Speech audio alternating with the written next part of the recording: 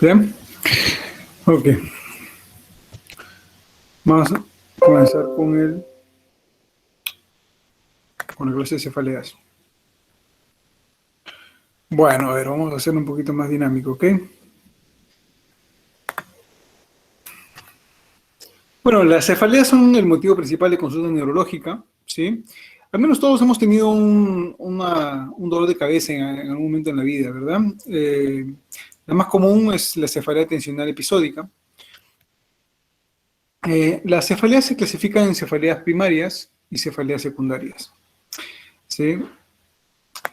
Las cefaleas primarias generalmente son 4, aunque son más, pero las principales son 4, que son la migraña, ¿sí?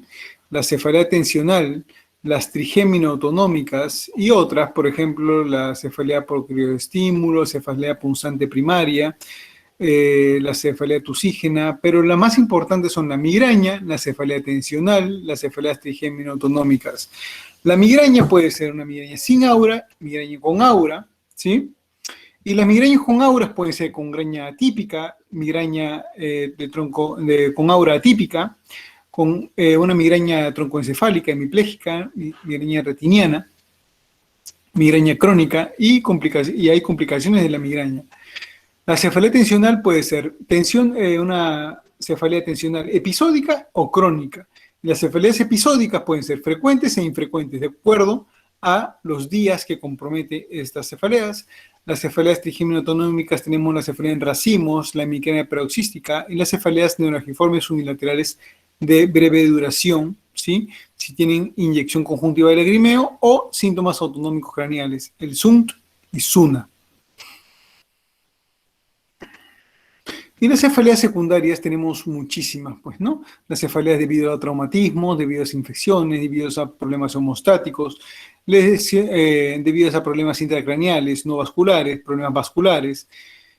Y luego tenemos algunas otras neuropatías craneales, faciales o dolor facial atípico, como por ejemplo también tenemos la neuralgia del trigemio, neuralgia glosofaringio, neuralgia occipital, neuralgia óptica, neuralgia del nervio intermediario, o sea, del facial, síndrome de Tolosa-Hunt. Tenemos muchos tipos de cefaleas, ¿ok?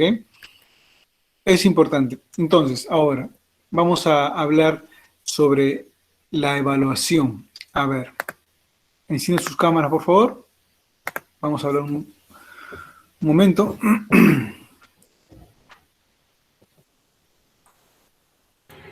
Doc, una pregunta. Cuando se refiere a aura, ¿quiere decir un daño neurológico?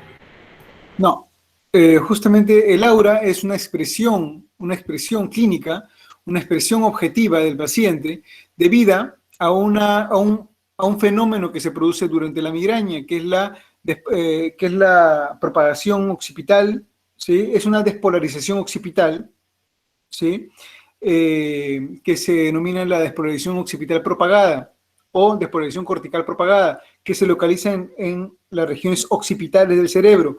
Por eso que las auras más frecuentes, ¿sí?, son visuales, ¿no? Por eso que las auras visuales son las más frecuentes, aunque no son las únicas, ¿verdad? Como ya hemos visto, tenemos auras autonómicas, auras digestivas, etcétera, otro tipo de auras, pero las más comunes son las visuales con escotomas, que son un borramiento de un espacio del campo visual central, ¿sí? Visiones de colores, visiones en zigzag. Entonces, tenemos diferentes tipos de auras, típicas y atípicas. ¿Ok? Entonces, a ver, ¿qué es lo que ustedes tienen que explorar? Por ejemplo, a ver, Moraes, Heredia, Caroline. Moraes. Caroline Moraes. Hola.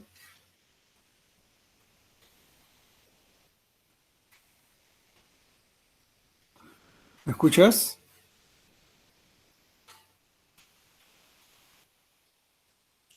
Moraes, Heredia, Caroline. ¿Me escuchas? Hola, doctor. Se me cortó la internet por un rato. Ahora sí escucho. Ya, ok. A ver, cuéntame. Tú cuando tienes un dolor de cabeza o un paciente que tiene un dolor de cabeza, ¿qué es lo ¿qué es lo primero que tienes que examinar? ¿Qué características te interesan de la cefalea para poder llegar a un diagnóstico?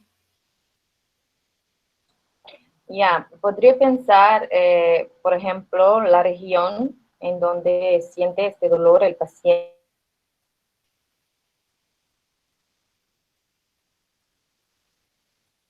Bueno, estamos un poquito mal con el internet. Ok, después vamos a continuar con Moraes. A ver. Vamos a ver, alguien así al azar. Se puede hacer el Alicia, doctor. No entendí eso. A ver, Lidian, ¿me dijiste algo? No te entendí.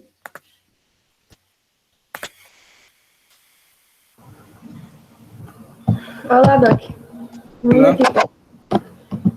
En la Alicia, ¿no? ¿Qué hacemos? O sea, la aparición o la antigüedad del dolor. Quizás se podría hacer. ¿Sabes, Alicia? Aparición, localización, irradiación, las características, intensidad, agravantes y atenuantes. ¿No? Bueno, tiene una mnemotecnia, ok. Bueno, está bien, claro. O sea, sirve. Sirve. Entonces, a ver, nuevamente. Bueno, yo no manejaba esa mnemotecnia, pero bueno, está buena. A ver, entonces, Lidian, a ver, cuénteme nuevamente, más lento. Ya, ok. Tenemos el A, ¿no? Que puede ser de aparición, antigüedad. Entonces nosotros Ya, diríamos... a ver, la aparición.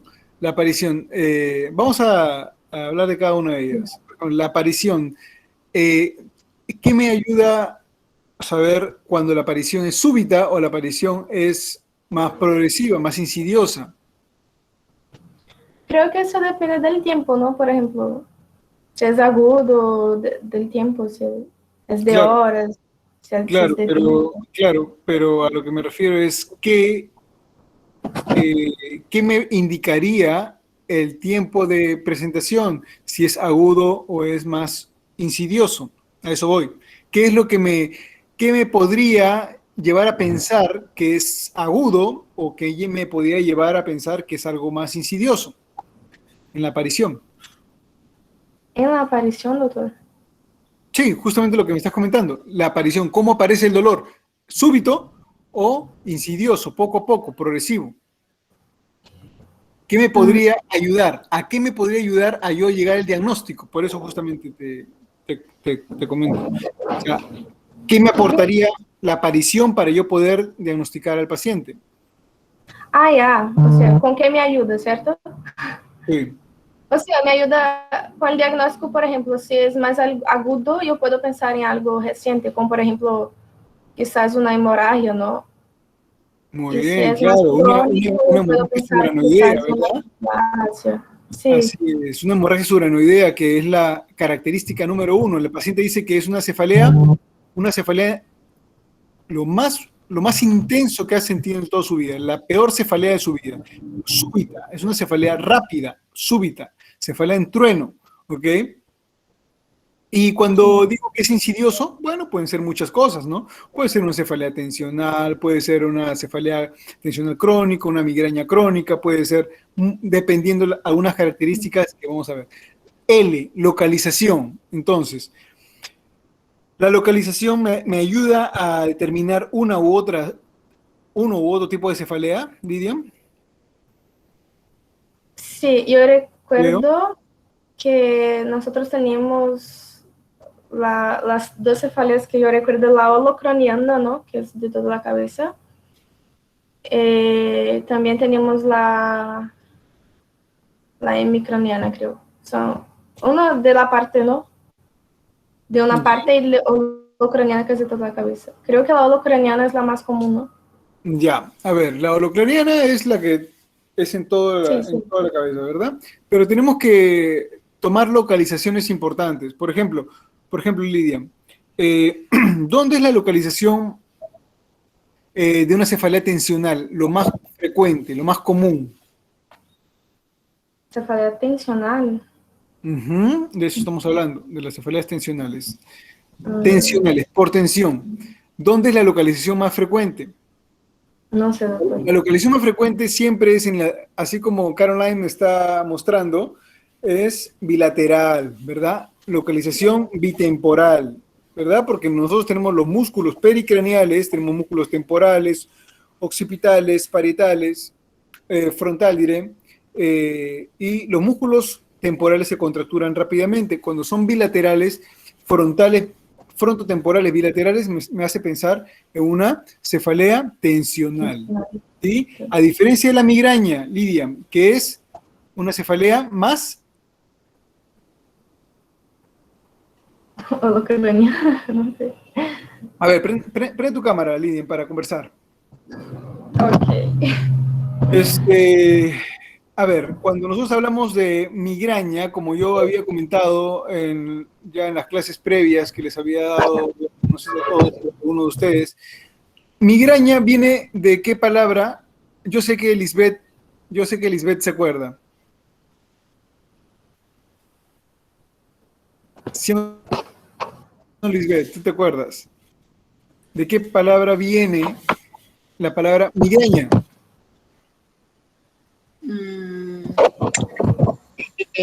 Doctor, no sé. No me googlees. Afecta a solo un lado, ¿no? Esa era la diferencia, que era unilateral y que la cefalea tensional era La palabra bilateral. migraña viene del griego micraña, y que significa hemicránea. ¿Ok? Entonces, por definición, la migraña es hemicránea, unilateral, solamente un lado. ¿Ok? Y recuerden algo, la migraña es la cefalea. Yo siempre a ustedes les ponía ese ejemplo.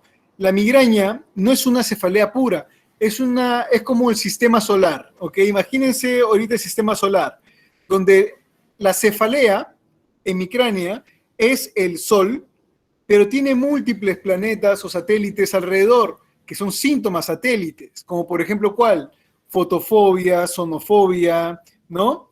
Náuseas, vómitos, ¿sí? Entonces, la migraña siempre viene acompañada de otros síntomas satélites, síntomas acompañantes. Es difícil que una migraña se presente sola como cefalea, como dolor de cabeza, es casi improbable. Si ustedes ven un paciente que tiene una cefalea en un solo lado de la cabeza, ¿ok? Pero solamente viene el dolor de cabeza y nada más, entonces ahí podemos estar pensando en dos cosas, en una hemicrania paroxística o en un síndrome cérvico-craneal.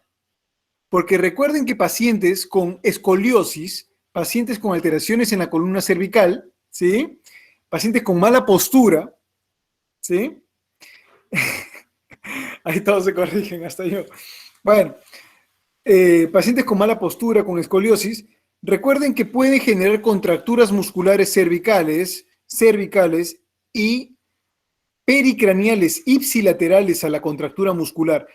Por ejemplo, hace 2 días en la consulta, el día viernes, viene una paciente de su edad, ¿no? De sus edades, más o menos, 22 años, 23 años, y venía con una cefalea, solo cefalea, a este nivel, occipital y temporal del lado derecho. Yo le preguntaba, y la paciente ya venía con tratamiento para migraña, venía con tratamiento con Sumigran, Sumatriptan, Naratriptan, todos los triptanes habidos y por haber, y nada, seguía con el dolor. Ya había pasado por 8 neurólogos y bueno, y todos le daban solamente medicamento para la migraña. Pero hablando con ella, hablando con la paciente, porque hablar con el paciente es muy importante, ¿no? No solamente escuchar por parte del médico que explique, y bueno, y el paciente simplemente dice unos cuantos síntomas y listo, ya está el diagnóstico. No. Hay que preguntar muchas cosas. Porque esa paciente hacía un home office de 8 horas, ¿ok? Visualmente tenía, ok, Moraes, está bien. Tenía estaba sentada mucho tiempo, sedentarismo, visualmente se veía una escoliosis, ¿sí? Una escoliosis, tenía cifosis, que la cifosis es la curvatura anormal de la columna o sea, una rectificación de la columna cervical y tenía una cifosis marcada. ¿Ok? Entonces, cuando yo palpo los músculos cervicales, porque siempre cuando uno explora una cefalea, tiene que palpar. Uno no puede hacer un diagnóstico de cefalea si no palpas. Si no palpas el cráneo del paciente, si no palpas los músculos occipitales, no palpas los músculos temporales, no palpas los escalenos, no palpas el esternocleidomastoideo, no palpas el trapecio. Y cuando comienzo a palpar los músculos, los puntos, esta paciente tenía una contractura muscular terrible a nivel de trapecios, escalenos, esternocleidomastoideo, occipital y temporal del lado derecho. No tenía náuseas, no tenía vómitos, no tenía fotofobia ni sonofobia, no tenía absolutamente nada más. Era una cefalea hemicránea, pero sin ningún otro síntoma, que estaba siendo tratada como una migraña, solamente por la localización, por la ubicación, porque decía, mi dolor de cabeza es unilateral, migraña. Y no es así. Entonces, palpando los músculos de esta paciente presentaba todo un componente con músculo esquelético a nivel del lado derecho. Entonces, esto se denomina un síndrome cérvico-craneal, ¿sí? Que es muy frecuente, ¿eh? Es muy frecuente y llegan a veces hasta generar distonías cervicales y pericraneales, o sea, irradiados hacia la región pericraneal. Y esto puede pasar como migraña en algunos, por ejemplo, cuando se va a servicio de urgencia generalmente. Eso sería una migraña. A ver. La pregunta que me hace Lidia, eso sería una migraña sin aura. ¿Puede explicar lo que es un aura sin aura? Nunca entendí. Ok. Mira, Lidia. Justamente lo que te estoy explicando es un caso de una paciente con un síndrome cérvico-craneal que no es migraña, ¿ok? Porque hay criterios para migraña, ¿ok? Entonces, esta paciente básicamente lo que tenía que hacer no es tomar tantos medicamentos, sino hacer medios físicos y hacer terapia física, porque su problema no era un problema central, no era un problema de migraña, sino era un problema musculoesquelético, de forma asimétrica, por la escoliosis, por la asimetría. Me estoy dejando entender, ¿verdad? Entonces, ahora, ¿por qué se producen las auras? Tú sabes que la migraña es una cefalea de tipo vascular, ¿ok? Por eso que para el tratamiento de la migraña usamos vasodilatadores, usamos algunos medicamentos como triptanes, como la ergotamina, ¿sí? Que sobre todo los triptanes actúan sobre unos receptores serotoninérgicos, 5-HT1, y tienen un componente vascular, tienen un componente de vasodilatación. ¿Por qué? Porque en la migraña, sobre todo en los vasos más pequeños, en las arterias más pequeñas, se produce primero una vasoconstricción arteriolar, una vasoconstricción, ¿sí?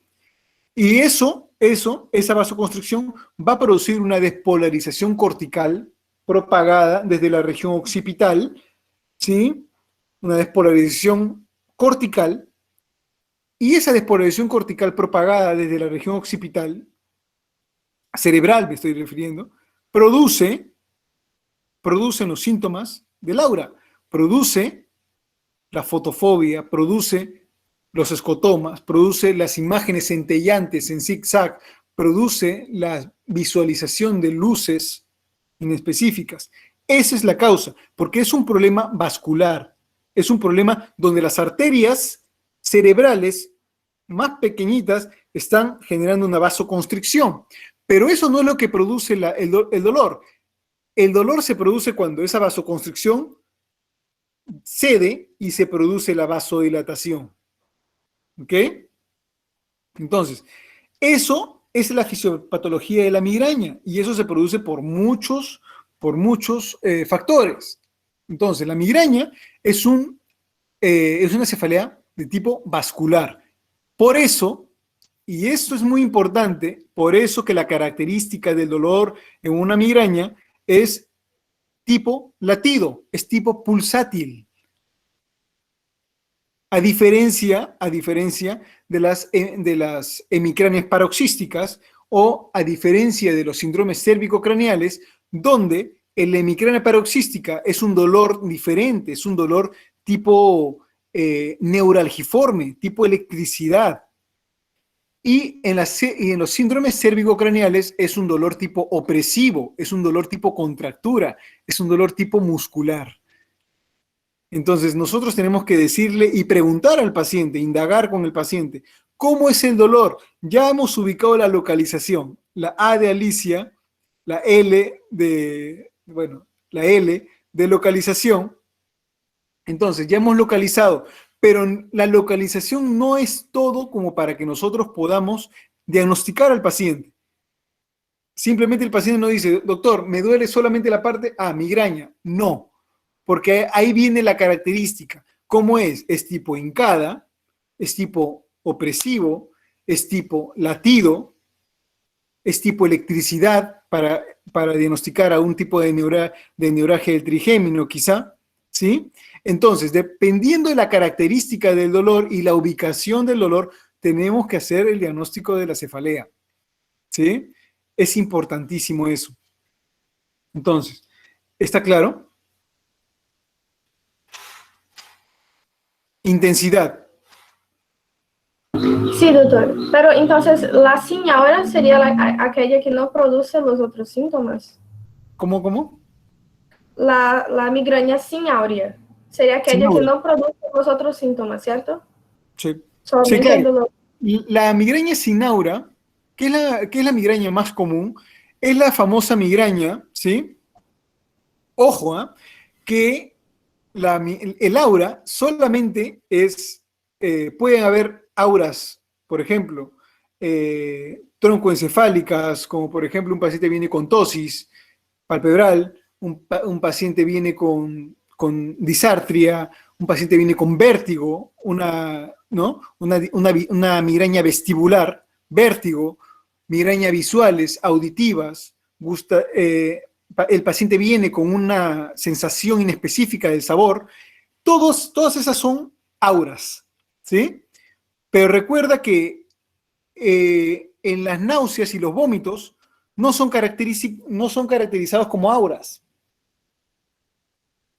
Entonces, un paciente con migraña, o sea, con un dolor hemicráneo, pulsátil, con náuseas, con fotofobia, ¿sí? Con vómitos, eso no se considera como aura. Las auras básicamente son las luces centellantes en zigzag, el escotoma. Básicamente esas son las más comunes, las visuales. ¿Ok? Entonces, ya fuimos a la localización, ahora a la intensidad. La intensidad es muy importante, ¿eh? Porque una cefalea tensional, por ejemplo, ahorita yo podría tener una cefalea tensional, pero puedo ser funcional. Estoy acá dando clases, estoy dictando clases. Una migraña, por definición, es incapacitante, ¿sí? O sea, no permite al paciente realizar sus actividades normalmente. ¿Ok? Inhabilita al paciente. El paciente tiene que estar en un lugar oscuro, sin ruido, sin sonido, sin nada, para que el dolor disminuya de intensidad. ¿Sí?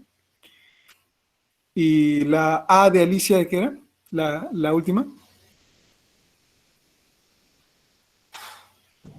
El último, atenuantes y agravantes. Ok. Atenuantes y agravantes. Ok. Está buena, ¿eh? Está buena esa mnemotecnia. La verdad que nunca la había escuchado, está bien. Las mnemotecnias sirven en toda la carrera, porque obviamente facilitan el aprendizaje, ¿no? Entonces, los aliviantes y los atenuantes y los agravantes. Los atenuantes, en la cefalea tensional, por ejemplo, los atenuantes es el ejercicio físico, ¿no? A diferencia de la migraña, que se exacerba con ejercicio físico. ¿Cuál es un atenuante, por ejemplo, en la migraña? Estar en un lugar oscuro, sin mucho ruido. ¿Y cuáles son los desencadenantes o los mecanismos que exacerban la migraña. Algunos alimentos, como cuáles, por ejemplo, Lidia, ¿recuerdas? Arnold, ¿recuerdas? ¿Qué alimentos te pueden desencadenar o qué situaciones te pueden desencadenar migraña? Doctor, yo tengo entendido que más que alimentos, el desorden alimenticio puede generar, claro, la cafeína también puede ser. La ISA, sí, sí. Los desórdenes alimentarios. Por ahí, bebidas negras. ¿Cómo que bebidas negras? ¿Cómo es eso? ¿Cerveza? ¿Me están diciendo? Ah, café, ok. Miren, a ver. El café, la cafeína, ¿sí? La cafeína mejora los síntomas de la migraña, ¿ok? La cafeína. Por eso que todos los medicamentos como el Gravergol tienen cafeína, ¿no? El Quitadol, todos los medicamentos para la migraña tienen cafeína, ¿sí? Por eso que un paciente que sufre de migraña, ojo, estoy hablando de migraña pura, de migraña, solo migraña, porque recuerden que hay pacientes que tienen cefaleas mixtas, migrañas asociadas a cefaleas tensionales. Cuando tenemos una cefalea mixta, ¿sí?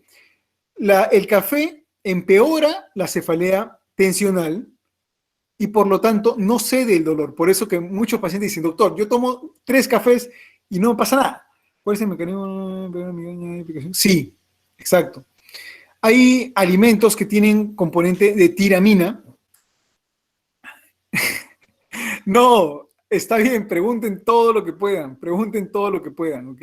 Porque acá es donde ustedes tienen que sacar todas sus dudas, ¿ok? Para que cuando vayan a la práctica, que va a ser el 2024, no, mentira, cuando vayan a la práctica, la verdad no sé, a estas alturas, no sé cuándo va a ser. Bueno, miren. No, bueno, chicos, no se pongan así, pero ya pronto pasará todo esto, que se vacunen nomás y listo, ¿no? Ya bueno, sí, hay una explicación, ¿ok? Porque terminando con el tema de la cafeína, ¿ok? La cafeína mejora justamente los síntomas de la migraña, ¿sí? Y empeora los cuadros tensionales. ¿Por qué? Porque la cefalea tensional justamente se da por unas contracturas musculares cervicales y pericraneales, ¿sí? Alrededor de todo el cráneo. Entonces, cuando una persona toma café, ¿sí? Hay taquicardias, aumenta la tensión, entonces la cefalea tensional empeora. Pero para la migraña mejora. Sobre todo, hay unos alimentos, como me preguntabas, algunos alimentos, sí, justamente a eso iba, Diana, a eso iba. Hay algunos alimentos, como por ejemplo alimentos enlatados, alimentos embutidos, queso añejo, el vino tinto, ¿sí? Que tienen algunas sustancias como la tiramina o los nitritos, ¿sí? Que esas sustancias como las tiraminas y los nitritos generan, ¿sí? Generan una acción vasoactiva, ¿sí? Vasoactiva en todos los vasos, específicamente en el cerebro. Si una persona está más predispuesta o tiene migraña y uno consume esas sustancias, como por ejemplo el glutamato monosódico, que se usa mucho para condimentar los alimentos, el famoso Ajinomoto, ¿no? Tiene glutamato monosódico. ¿Para qué se usa el glutamato monosódico? ¿Tiene realmente un sabor? ¿Tiene un sabor específico? No, ¿verdad? Simplemente lo que hace es generar una vasodilatación en la lengua, ¿no? Y genera que las terminaciones sensitivas se aperturen y que el sabor se pueda sentir con mucho mayor intensidad. Entonces, como eso pasa, tiene esa propiedad, entonces, claro, bueno, yo no uso para el ceviche, eso es un pecado, pero así, terrible, ¿ah? O sea, Ajinomoto para el ceviche, bueno, a mí no me gusta, menos con su sal y punto. ¿Ok? Bueno, pero el glutamato monosódico se usa mucho para la comida china. Por eso que los pacientes muchas veces comen comida china, ¿no? Y generan migraña, justamente por eso, por el consumo de esa sustancia. Alimentos embutidos, queso añejo, vino tinto, alimentos enlatados, cítricos, pueden desencadenar migraña. Sabemos que la cefalea es un problema común, entonces, ¿cuándo deberíamos? No entendí eso, ¿cuándo deberíamos qué? Entonces, ¿Cuándo indicaría gravedad, por ejemplo? Que se trata de un problema más grave y no de una simple cefalea. ya, ok. El tema aquí es cuando, la duración de la cefalea, ¿sí? La duración de la cefalea, cuánto dura, cuántos días dura, la intensidad, si el paciente, si incapacita al paciente. Aquí es importante porque hay un término, por ejemplo, en la migraña, que es el estado migrañoso.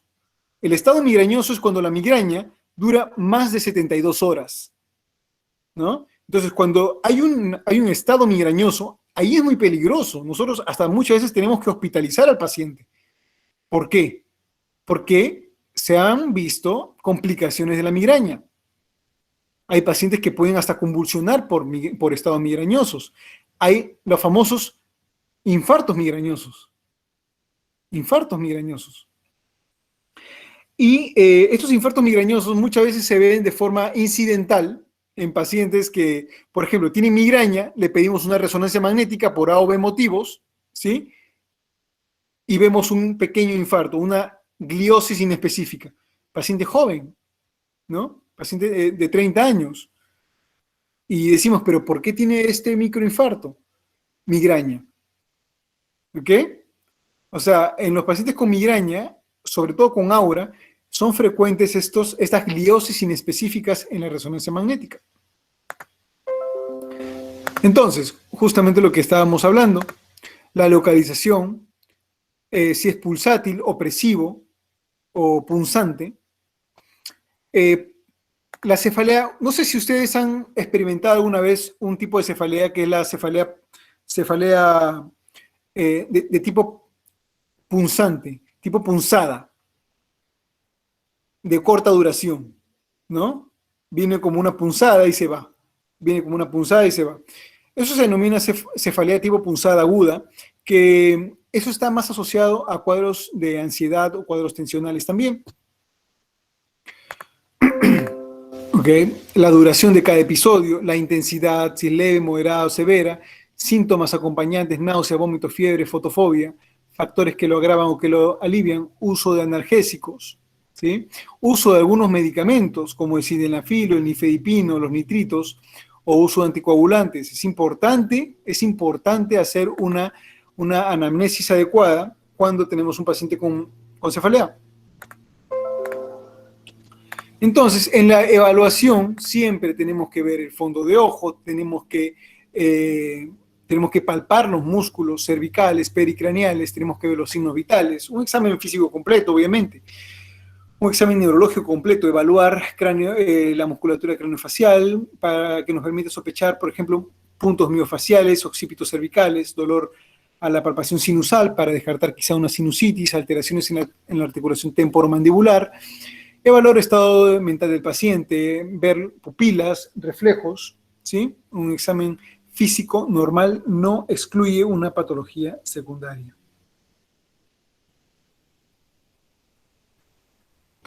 Bien, entonces tenemos acá que ver los patrones, si es agudo, menos de 5 días, agudo recurrente, ¿no? Que es lo más frecuente, ¿no? En las cefaleas tensionales, en la migraña, crónico progresivo mayor a 15 días, ¿sí?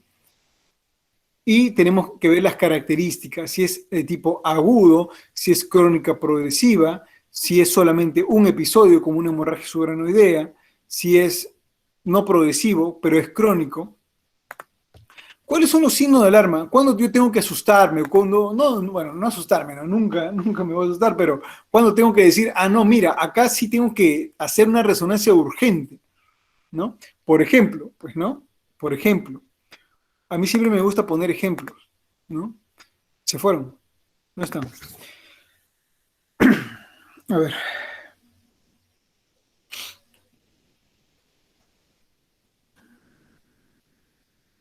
Bien. Hace 4 días, no, 4 días no, 6 días, hace 6 días llegó una paciente, ¿sí? A ver, vamos a ver. Jorge Luis Lara, ¿estás por ahí? Jorge Luis Lara, ¿estás por ahí? Jorge Luis, no estás por ahí. Viviana Vargas, ¿estás por ahí? Viviana Vargas, ¿estás por ahí? ¿O estás disfrutando de la playa por ahí? No están.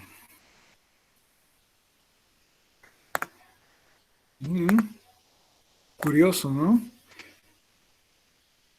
Que no estén por ahí. Shirley Berenice Gómez, ¿estás por ahí? ¿O estás en mapa? Ah, estás por ahí. Bien. A ver, Shirley. Mira, te pongo un caso clínico, ¿ok? Te pongo un caso clínico. Paciente de 56 años, ¿sí? Paciente de 56 años, que tiene como historia actual tratamiento con quimioterapia por un cáncer de mama estadio 4. ¿Ok? Ya está en sus sesiones con quimioterapia, le han hecho radioterapia previamente. Viene por cefalea intensa, ¿sí? Y viene por una discreta hemiparesia apreominio braquial del lado derecho. ¿Sí? ¿Chile? Sí, doctor. ¿En qué estarías pensando? ¿Qué podrías pensar? ¿Qué podrías pensar? Lo primero que se te viene a la mente para ir dirigiendo tu anamnesis y ir dirigiendo el examen físico.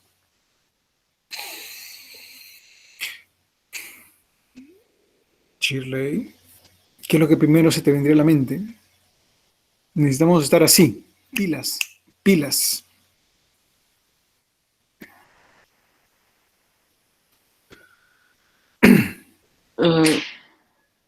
¿Se refiere a las características, doctor?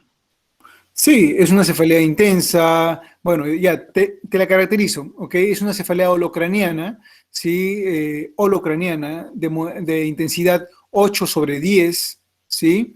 No hay náuseas, no hay vómitos, no hay fotofobia, no hay sonofobia. Solamente cefalea de tipo inespecífico. La paciente no me sabe explicar la característica, pero me dice que no es pulsátil, ¿sí? Tampoco no es tipo neuralgiforme. Me dice que lo más cercano podría ser opresiva, pero es intensa 8/10. Y recuerda los antecedentes que te he comentado.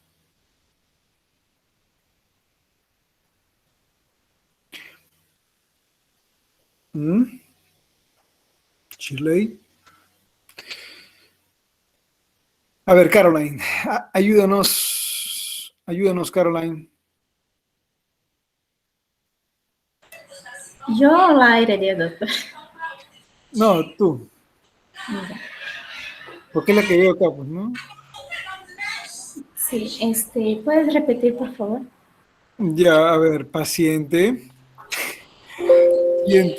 de 46 años, historia de tratamiento con quimioterapia por un cáncer de mama, estadio 4, que no tiene mayores antecedentes, la cefalea es tipo holocraniana, es de intensidad 8/10, no hay náuseas, no hay vómitos, no hay fotofobia, no hay sonofobia, me caracteriza la cefalea medio específica, pero me la caracteriza como una cefalea opresiva o holocraniana.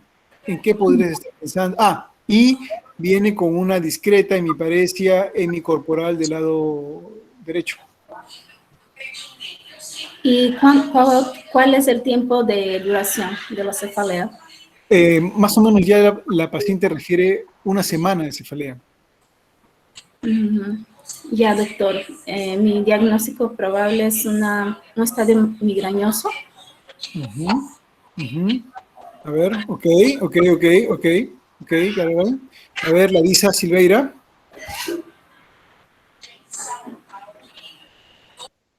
Yo creo que como la paciente está haciendo un tratamiento, ¿no? Por quimioterapia, podría ser quizás no sé, un agravante de ese tratamiento. Un agravante del tratamiento. ¿Como cuál, por ejemplo? No sé, por ejemplo, algún fármaco que toma que puede tener un efecto secundario que podría causar. Ya. A ver, Cristabel. También estaba pensando en una migraña a primera instancia. Ya. Lidia.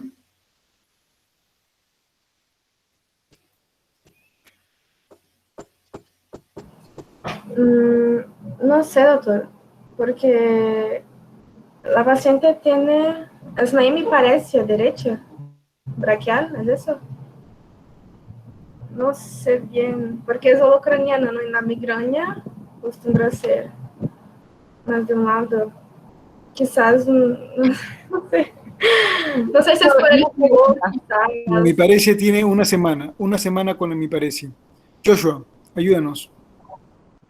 Doctor, por estar siendo tratada, ya bueno, por tener un tratamiento de cáncer, podríamos pensar tal vez en que hay metástasis, ¿no? Cerebral y está haciendo efecto de masa.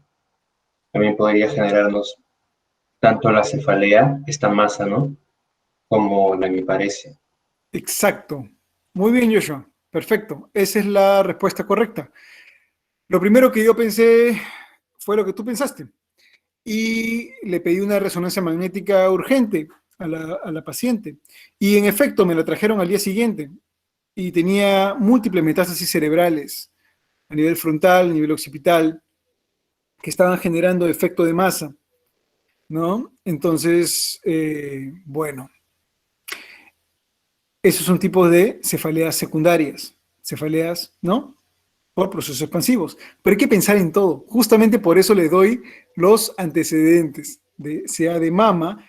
Recuerden que los tumores cerebrales tienen algunas, hay una mnemotecnia, pero no se las voy a decir porque es una mnemotecnia un poco fea, pero no. Bueno, no es fea, ¿ya? No es fea. Es media ridícula, media ridícula. Para para la mnemotecnia, para los cánceres, para las tumoraciones cerebrales, es para más o menos darnos cuenta de dónde puede estar viniendo la metástasis. La mnemotecnia es co, me, u, i, come purito. Come purito. El co, ¿sí? Es de coriocarcinoma. Me, de melanoma. Pu, cáncer de pulmón. RI, riñón. Y TO, ¿de qué era? Ya no me acuerdo. Esas mnemotecnias las aprendí cuando era alumno, te lo juro. Pero sí sirve. Coriocarcinoma, melanoma, pulmón, riñón y tiroides. Tiroides. ¿Ok? Por ahí también M de melanoma, M también de mama. ¿Ok? Entonces es coriocarcinoma, melanoma, mama, pulmón, tiroides y riñón. ¿Ok? Son los lugares de donde vienen las metástasis cerebrales más frecuentes. ¿Ok? Entonces, siempre hay que estar pensando en esas posibilidades. ¿Ok? Bueno, entonces, ese casito interesante. ¿Por qué? Porque ya tenía signo de alarma. Ya tenía un signo de alarma. Bien. Por ejemplo, ¿cuáles son los signos de alarma? Una cefalea que comienza después de los 50 años. Antes no tenía dolor de cabeza, comienza con el dolor de cabeza a los 50 años. Instauración brusca de la cefalea intensa, cefalea de intensidad progresiva en su evolución, cefalea de reciente comienzo en pacientes con cáncer, coagulopatías o trastornos de coagulación, datos de enfermedad sistémica, ¿sí? Migraña con aura no típica, cambios de característica de la cefalea crónica. Un paciente me dice, doctor, yo siempre tengo dolores de cabeza, pero esta cefalea es diferente. Esta cefalea es totalmente diferente a las que siempre me han dado. Ojo, ¿no? Cefaleas intensas desencadenadas por esfuerzo, actividad sexual, tos. O sea, en general, maniobras de Valsalva. Que vengan con convulsiones, cambio de carácter, deterioro cognitivo, exploración neurológica anormal, ¿no? Los estudios complementarios, neuroimágenes, ¿no? Ante cualquier sospecha de causa secundaria, hay que realizar una tomografía y una resonancia secundaria, como por ejemplo en el caso que les he colocado. Pero, por ejemplo, si hay pacientes que cumplen claramente con criterios de migraña o claramente con criterios de cefalea tensional, ¿para qué le vamos a hacer una tomografía? Si está totalmente claro, ¿verdad? ¿Sí? Pero bueno, obviamente hay pacientes que son demandantes, ¿no? Y dicen, doctor, a pesar de que le explicas media hora que su cefalea es una cefalea tensional, doctor, pero no será un tumor, doctor, pero no tendré un aneurisma por ahí, doctor, pero no tendré, porque mi tatarabuela tuvo un aneurisma y yo no tendré un aneurisma. Recuerden que los aneurismas de componente hereditario, ¿sí? Se dan básicamente con familiares de primer orden, mamá, papá, ¿ok? Tienen 3 o 4 veces más probabilidad de tener aneurismas. Pero cuando son familiares ya de segundo orden, ya no es significativo la presencia de esa relación. No existe relación, ¿ok? Solamente cuando son familiares directos de primer orden, papá o mamá con aneurismas, el paciente tiene 3 a 4 veces más probabilidad de tener aneurismas. Pero si el paciente tiene un abuelo, un tatarabuelo, un bisabuelo con un aneurisma, nada. ¿Ok? Entonces, a ver. No es necesario solicitar en pacientes con cefalea estable que incumplan claramente con criterio de migraña. Se prefiere la resonancia magnética si está disponible por encima de la tomografía. La tomografía debe solicitarse para descartar hemorragias e ictus, stroke. La resonancia magnética es actualmente más sensible para diagnosticar tumores, malformaciones vasculares, lesiones de fosa posterior o alteraciones del líquido cefalorraquídeo, punciones lumbares también, siempre antes una prueba de neuroimagen, como les comenté, y exámenes de laboratorio. Tenemos que ver los pacientes con insuficiencia renal, hepática, hipercalcemia, pueden causar cefalea y pueden ser evaluados a través de exámenes de laboratorio. Deme un segundito, por favor, 2 minutitos.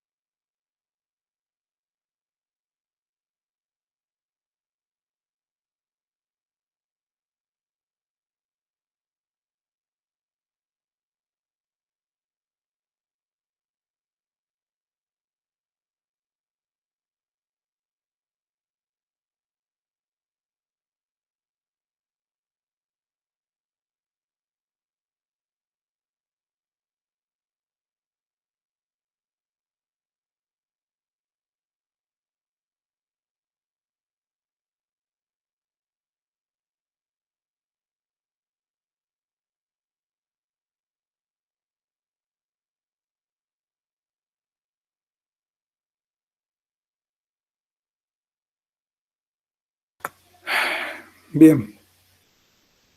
Entonces, como decíamos, como seguíamos, a ver, en pacientes con HIV hay que hacer algunos estudios, ¿sí? Porque también recuerden que en pacientes con HIV, ¿sí?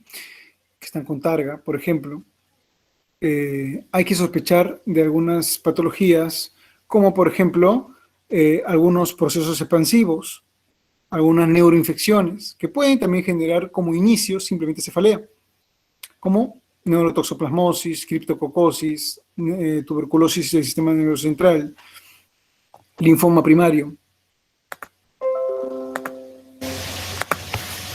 El electroencefalograma. A ver, acá es un tema bien discutido, ¿ok? Acá es un tema bien discutido. Yo veo muchos pacientes, la verdad, que vienen con su electroencefalograma bajo el brazo después de haber sido diagnosticados de una cefalea. O sea, les hacen electroencefalogramas. Yo no estoy de acuerdo con eso, ¿ok? Y no es que yo no esté de acuerdo, es que no está indicado, ¿ok? O sea, porque vale, o sea, lo que yo estoy de acuerdo o no puede ser muy subjetivo, pero no está indicado realizar electroencefalogramas en pacientes con cefaleas. Salvo, por ejemplo, ¿cuál es una excepción? Leemos. ¿Cuándo yo le haría, por ejemplo, André, cuándo le haría un electroencefalograma a un paciente con cefalea? Un electroencefalograma es un estudio donde se colocan unos electrodos en toda la cabeza, ¿sí? Para poder visualizar la actividad eléctrica cerebral. ¿André?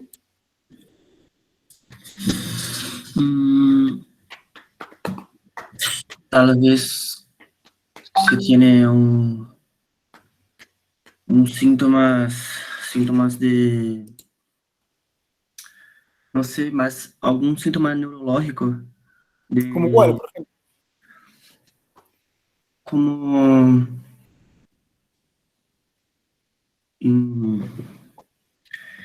una epilepsia o una crisis convulsiva. Si tengo epilepsia, ya para qué le hago el electro, si ya tengo el diagnóstico. Justamente el electro se hace para diagnosticar epilepsia, ¿no? No hay que confundir, justamente a lo que va André, no hay que confundir epilepsia con convulsiones, ¿ah? A ver, Méndez. Sí, doctor. Hola, Nicole, ¿cómo estás? Hola, No te veo. Es que mi cámara no está funcionando. No está funcionando. Bueno. A ver, Nicole, ¿cuál es la diferencia entre epilepsia y convulsión? Ya. Yo sé que las convulsiones van a ser como varias contracciones, ¿sí? Que va a generar en el cuerpo. Pero no sabría decir específicamente cuál es la diferencia. Ya. Eso ya lo habíamos hablado en las clases previas. A ver, Nicole Monteiro.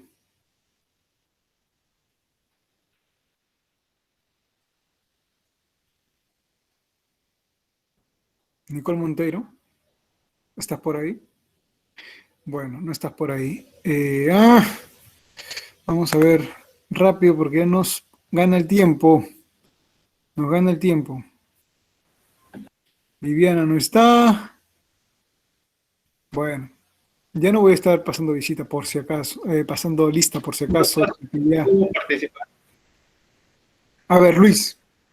Me parece que una crisis epiléptica es cuando sucede una vez, la primera vez, y cuando son de 2 a más veces que sucede esa crisis, ya no se considera epiléptica, sino convulsiva. ¿Es así? No, al contrario. Creo que es al revés, sí. Al revés. Es todo lo contrario, Miren, una convulsión, ¿sí? Una convulsión es un movimiento, ¿sí? Es un movimiento. toda convulsión es un movimiento, ¿sí? Hay convulsiones no epileptógenas. O sea, hay, por ejemplo, pacientes, no quiero poner ejemplos muy difíciles de entender, pero, por ejemplo, viene una persona con un trastorno de ansiedad, un trastorno ansioso depresivo, o un cuadro psiquiátrico. No sé si ustedes han visto unas personas con trastornos psiquiátricos que se tiran al suelo y comienzan a temblar, comienzan a gritar, ¿no? Hacen una crisis psicótica y comienzan a mover los brazos de forma estereotipada. Por ejemplo, les voy a mostrar. Nunca vieron, ok.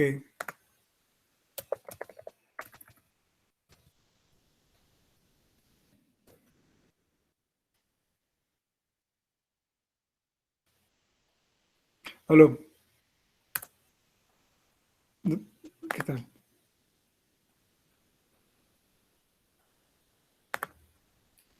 No, estoy dando clase ahorita. Estoy dando clase. Te llamo un rato.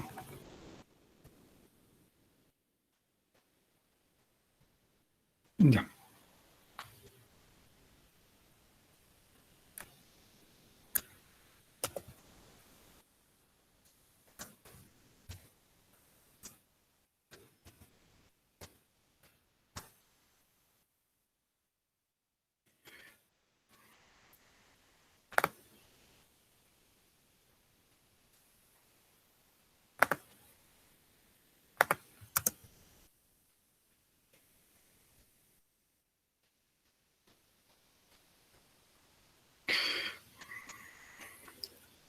Y con esto ya terminamos, ¿ok? Porque quiero que entiendan esto muy bien.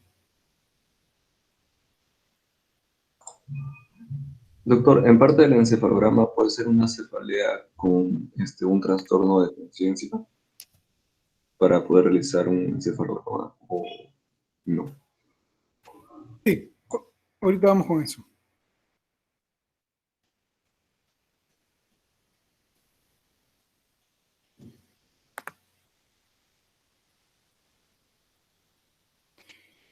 Miren, bueno, no quiero poner ejemplos tan...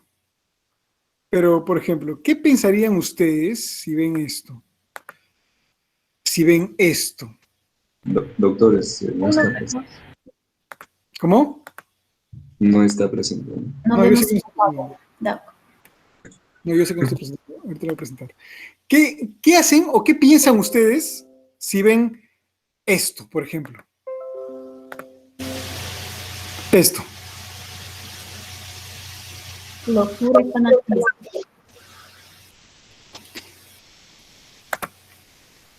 ¿Qué piensan de esto? Que son convulsiones mioclónicas. Eso es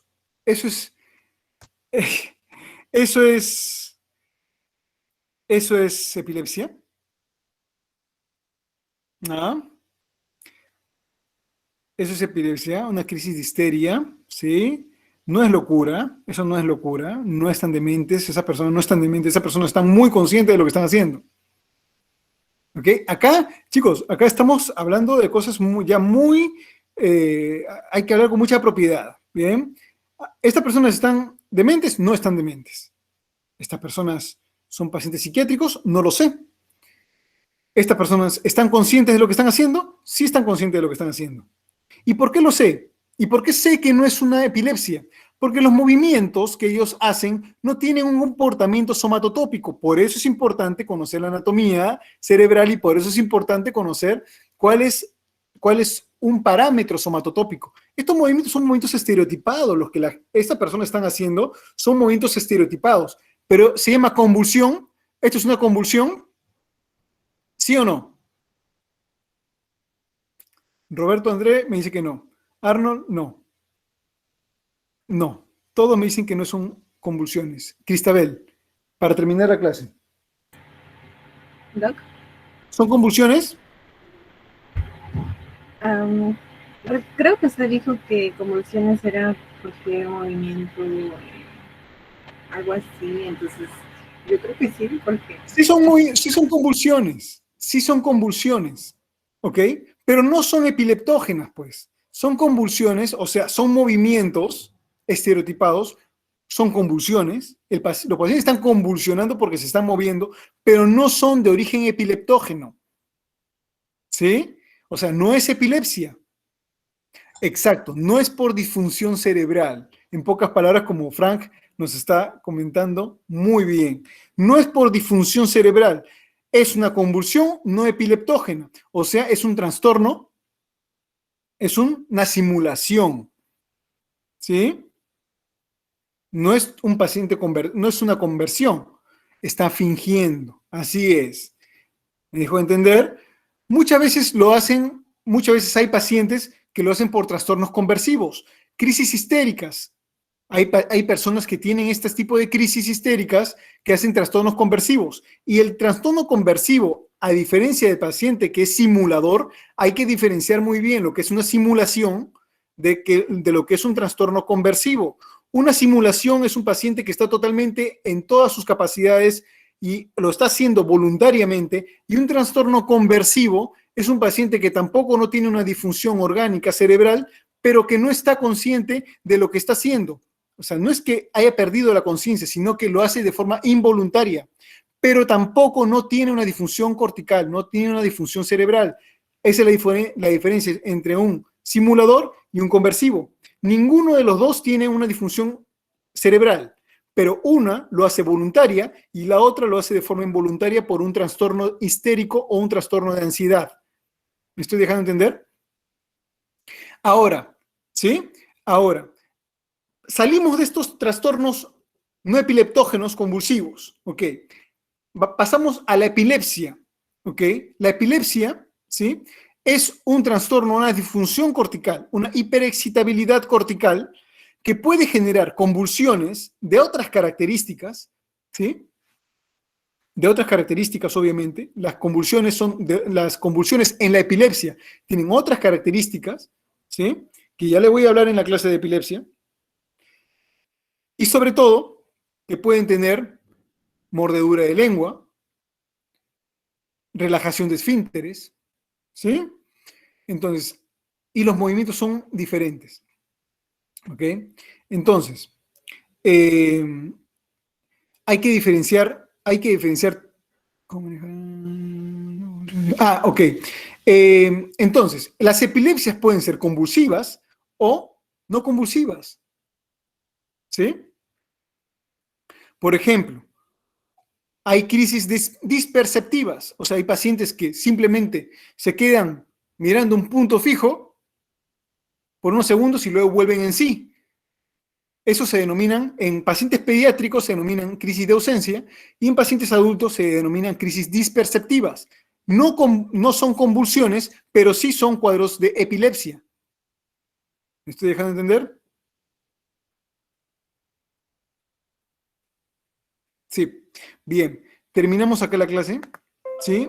Vamos a retomar la clase de cefalea en la próxima clase. ¿Listo? ¿Alguna pregunta?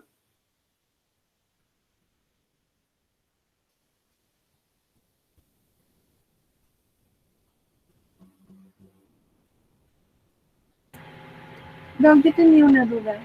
Dime. Con la clase pasada, usted dijo que el dolor en sí de la migraña es cuando se vasodilata, luego de un cuadro de vasoconstricción. Entonces, el medicamento en sí no es lo que hace vasodilatar también.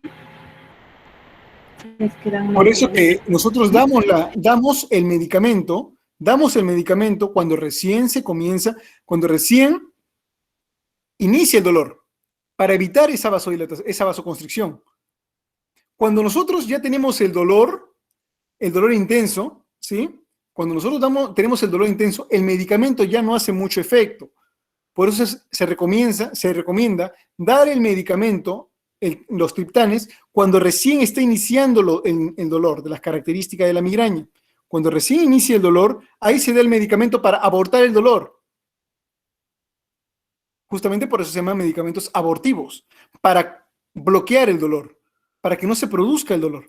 Pero una vez que tenemos una crisis de migraña intensa, ya no se usan estos medicamentos porque no hacen mucho, ya no generan mucho mucho beneficio. Se usan otros medicamentos para simplemente calmar el dolor. No sé si me estoy dejando entender, Cristabel.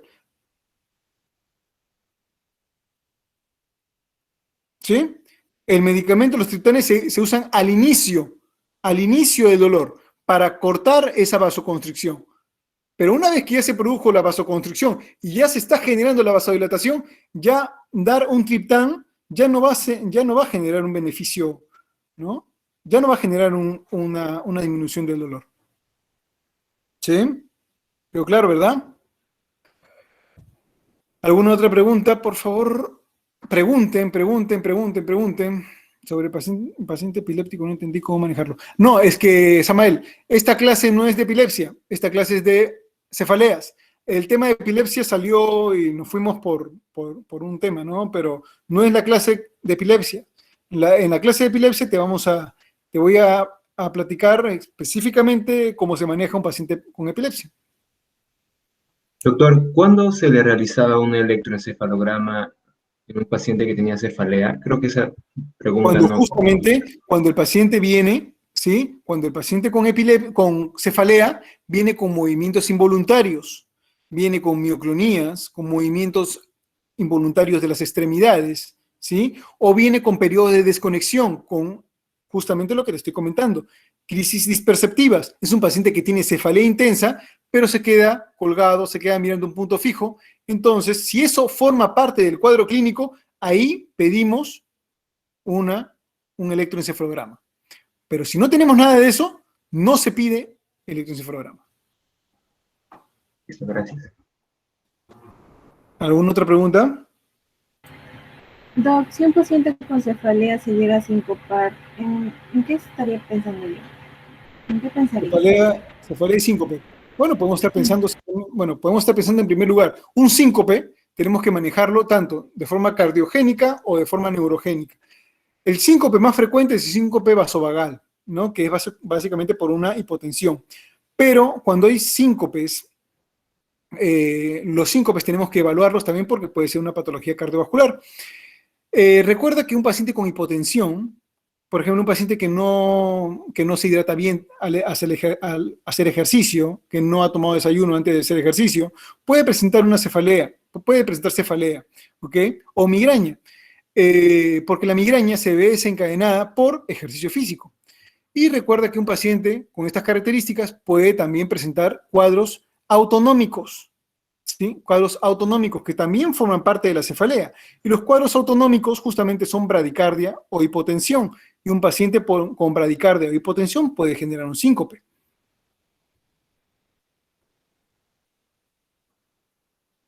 ¿Alguna otra pregunta? Doctor, ¿y esa cefalea tampoco con el síncope no podría estar asociada a un accidente cerebrovascular? No necesariamente, ¿ah? No necesariamente, dependiendo. Si es un síncope y después del síncope, ya una vez que recupera, vemos un síndrome piramidal focal, bueno, ahí sí podemos estar pensando en un accidente cerebrovascular, obviamente, dependiendo de los síntomas post-síncope, ¿no? O sea, dependiendo de los síntomas que vemos post-síncope. ¿Alguna otra pregunta?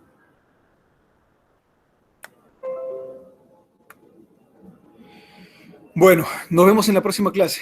Un gusto. Chao.